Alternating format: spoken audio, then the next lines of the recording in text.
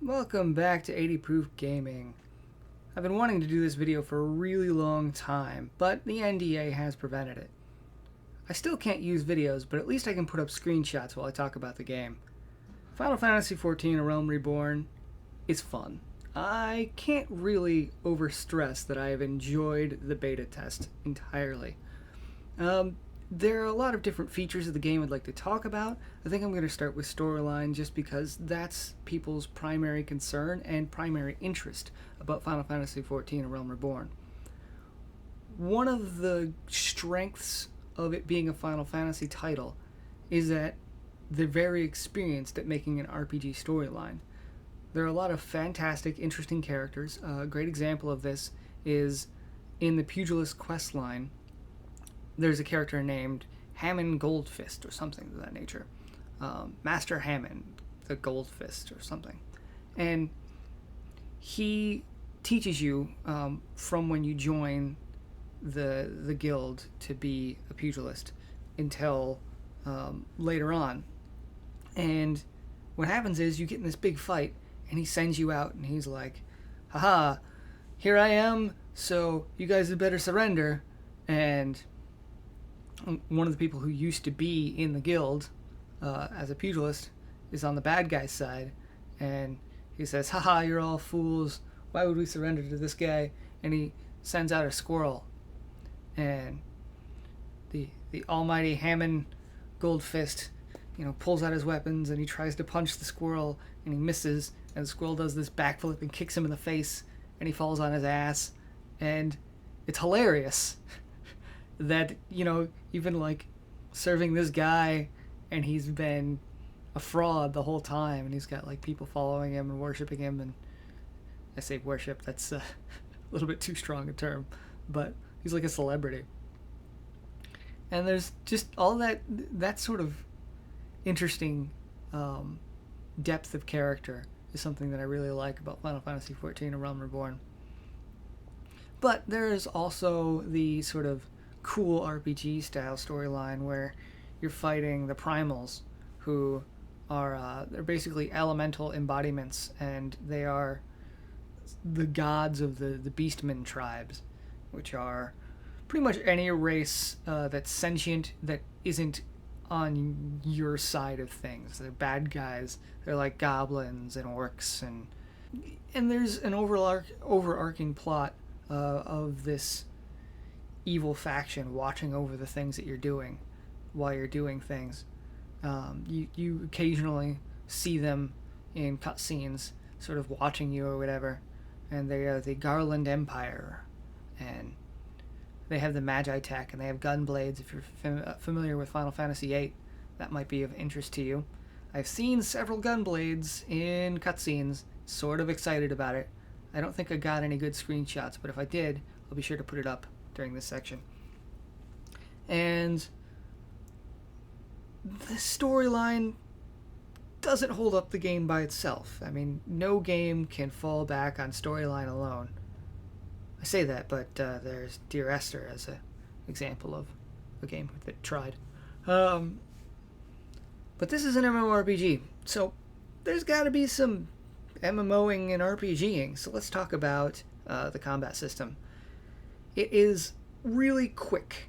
You're hitting abilities very frequently. However, that doesn't really mean that it's deep, necessarily. It's when you're fighting by yourself, I noticed that I was just using the same things in order over and over again, and that isn't necessarily fun. I know that this is a thing that MMORPGs do most of the time, since World of Warcraft, since time immemorial. There's only so much that they can do with tab targeting and using abilities to make it fun. They have put down some enemies have, I'm using this attack, there's a red circle on the ground, you better get out of that red circle before the attack goes off or you'll take a ton of damage. And generally you want to get out of those red circles or you won't be doing so well.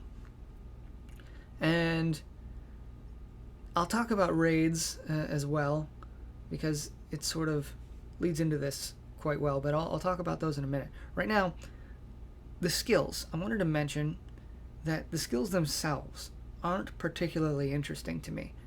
I mean, granted, I only got to level 23 and on one combat class. So I didn't get far enough to really see if they introduce more complicated skills.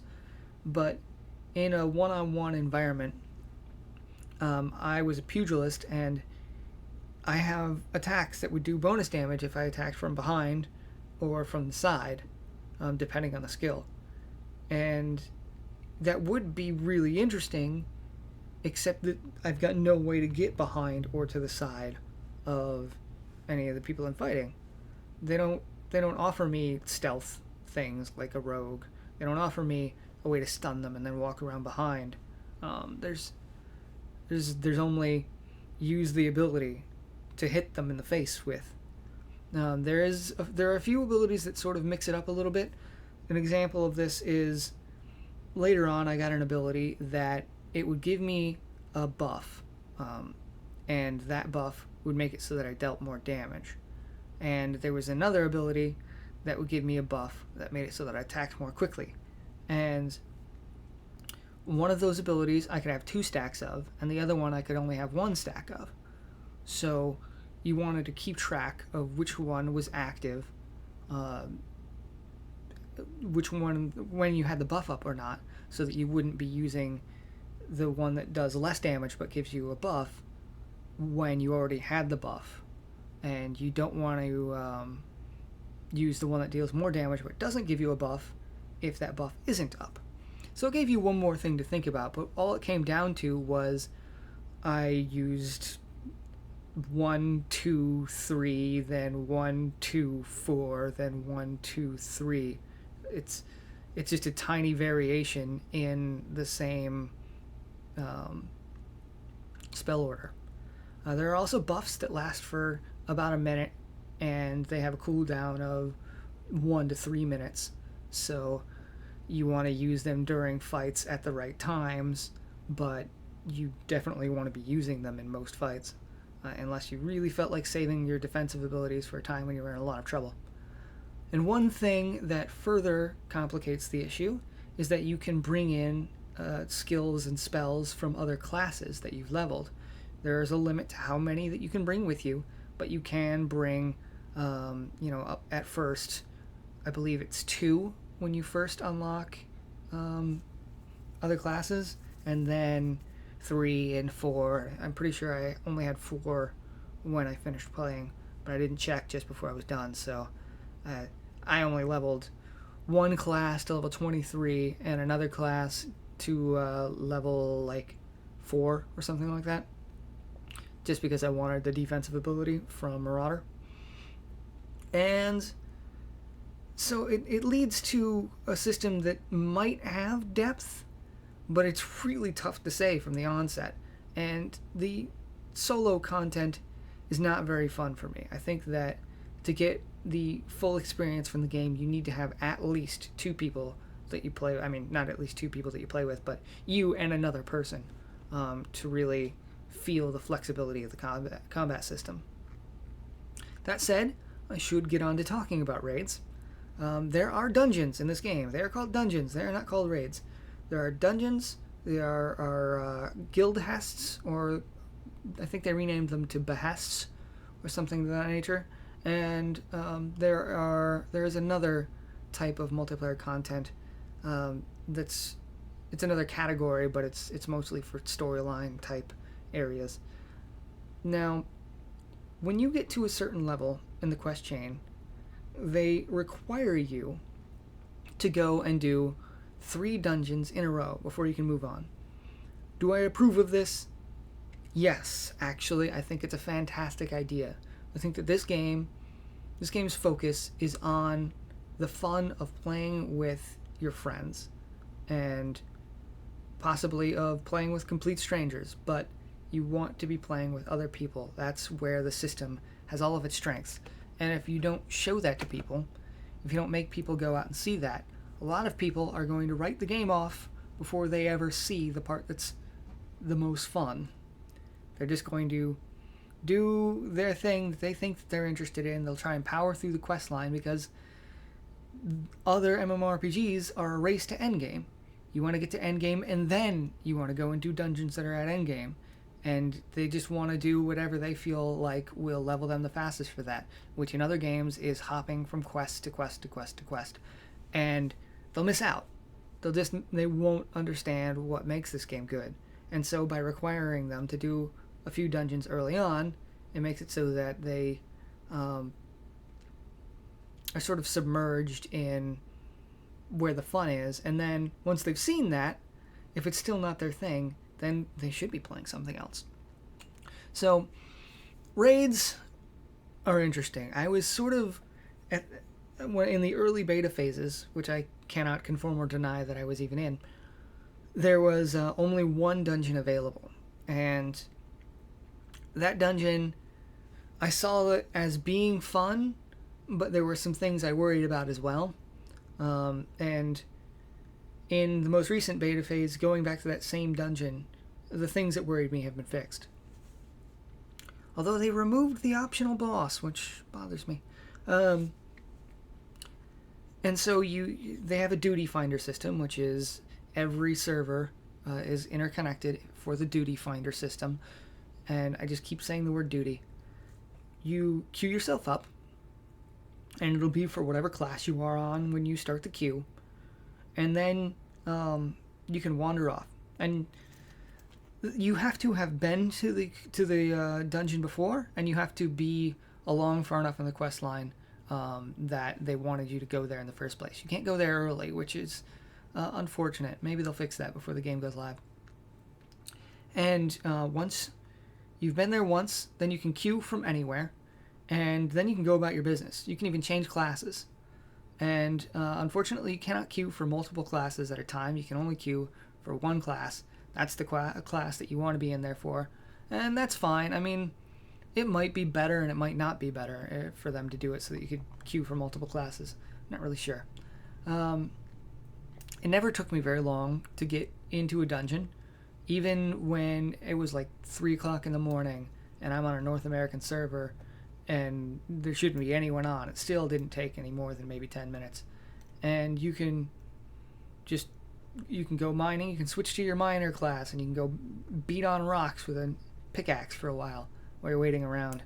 And then as soon as it comes back up, it'll say, you need to be on the class that you queued for in order to join. So you have to sort of switch over, and then you hit the join button, and it pops you right on into the dungeon. And then after you finish the dungeon, it brings you right to where you were standing when you finally got to join. So you don't miss any progress. You may as well be queued for something at all times. And then the actual system itself, finally, the combat system gets fun and interesting. You're trying to keep DOTs stacked, and in the case of Pugilist, which is the only class I have experience on, you because you have abilities that hit both for extra damage from behind and different abilities that hit for extra damage from the side, and that spell rotation thrown into it, so that, like I said earlier, I'm using my 1 ability, 2 ability, 3 ability, then 1 ability, 2 ability, and 4 ability. 3 and 4 have a different position that you have to stand on. So you can't just be like, okay, stay in behind, use an ability, stay in behind and use an ability, go to the flank and use an ability. You have to keep track of both at once. And it actually makes it feel really hectic to me. And when you're in a party, you have the addition of another mechanic called limit breaks. Those of you who are Final Fantasy aficionados will be familiar with the limit break system. In this case, as you kill things and use abilities with one another and do damage and take damage and heal and all the things that you do in a party, the limit break gauge goes up. And once it hits to maximum, you can use a big ability. And depending on which class uses the ability, it does a different thing. The only two that I'm familiar with are the Pugilist. It uses something called Braver, which does a big chunk of damage, and the Lancer, I believe, Gladiator. Gladiator uses, I think it's phalanx, and it's a big defense buff, so everybody survives better. And then this is even further complicated by the concept of having a dual limit break gauge during boss fights. So if you save up your full limit break gauge, then you get into a boss fight and you build up another limit break gauge, you get an even bigger one. And same concept, the only one I've ever seen used is Pugilist, because I always used them in fights, because it seemed to me that DPS is the most important thing for boss fights. You don't want to, wait around too long. And I don't know what the other ones do, but I'm sure that there is a strategy behind each one used.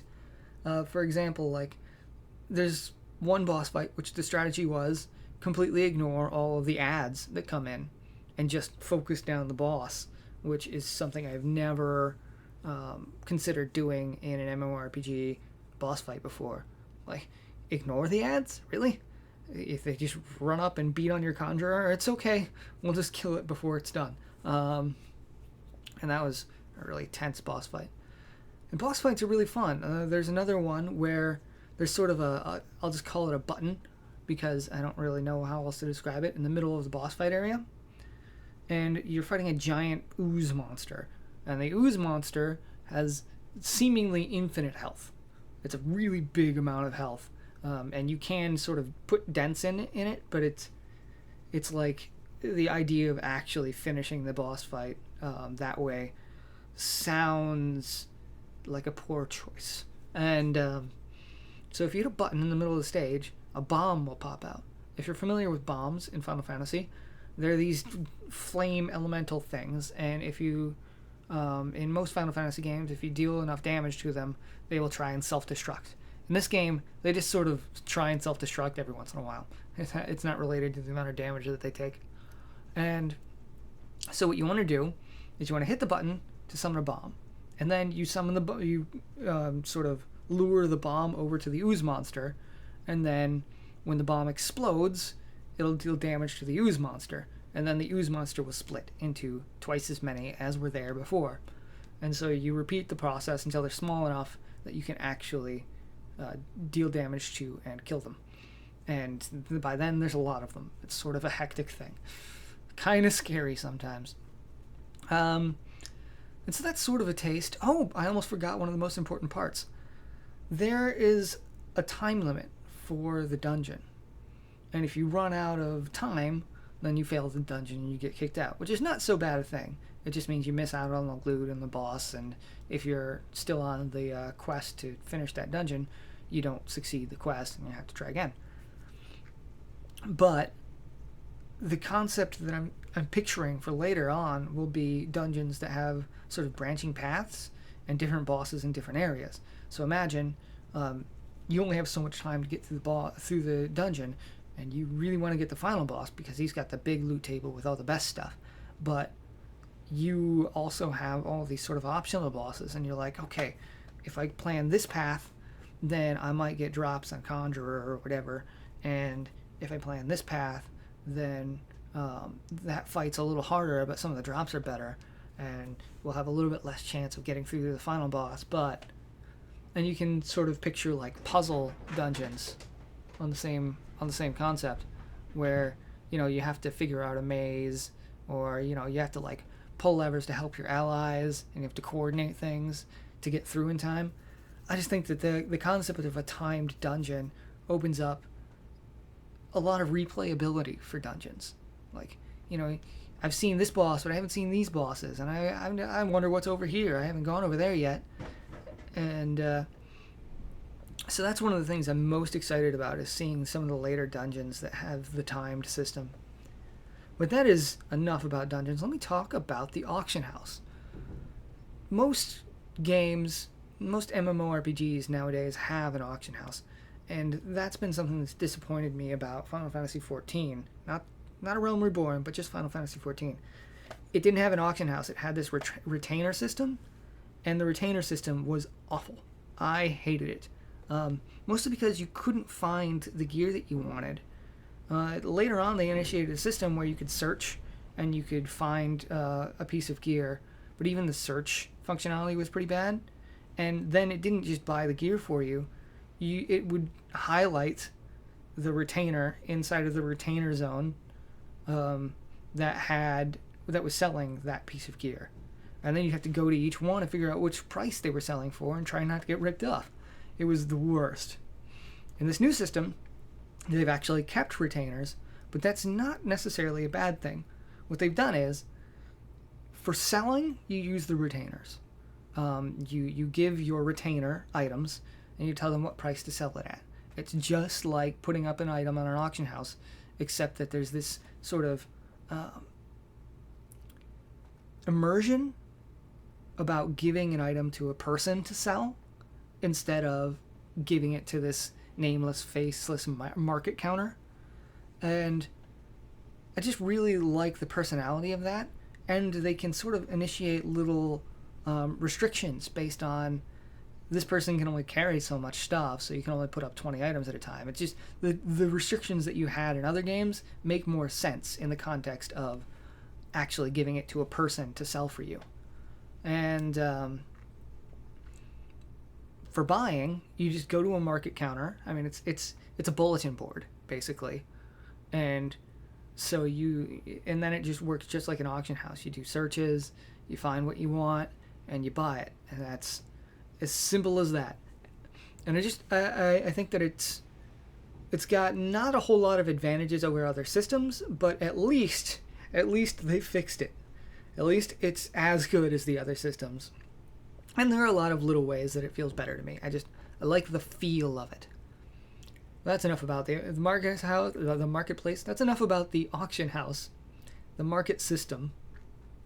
And I talked about that plenty. Anyway, next is the classes. I like the idea of multiple classes. Now, you don't have a class and a subclass like Final Fantasy XI was. What you do have, however, is a system in which you can change to a class at any time. You go and you do a basic quest, and then you have access to that class from then on. And the only thing you have to do to change classes is switch your equipment.